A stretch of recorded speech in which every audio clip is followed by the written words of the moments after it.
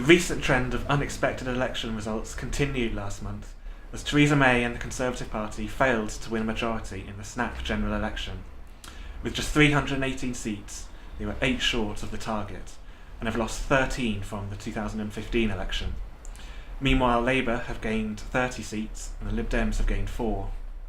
The big losers on the day were UKIP, whose share of the vote plummeted from 12.6% to just 1.8%. On the day of the results, the pound lost 1.6% against the dollar, while the FTSE 100 gained 1%. It looks as though a rise in UK interest rates is becoming more and more imminent.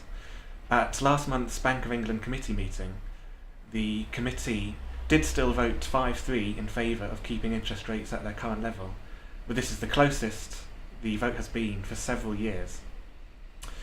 In the business world, Google has been hit by a record €2.42 billion fine by the European Commission. The Commission ruled that Google had abused its power by promoting its own shopping comparison service at the top of its search results.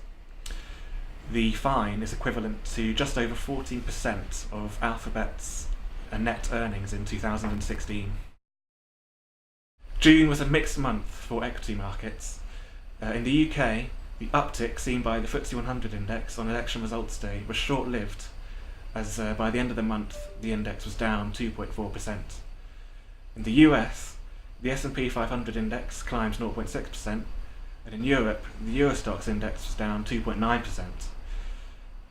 The possibility of an upcoming rate rise has caused bond markets to falter, with gilts down 2% and UK corporate bonds down 1.2%. In the FX market, the pound recovered from its post-election wobble and finished the month up 1% against the dollar. It's now been a year since Britain voted to leave the EU, and official negotiations have been underway in Brussels for 2 weeks now. We're also interested to see what happens next with regards to Theresa May's deal with the DUP, reportedly worth £1 billion. Market volatility has been relatively low recently, but with all the political uncertainty around, there's every chance that could soon change. We still hold protective positions in our multi-asset funds should the markets experience a wobble in the near future.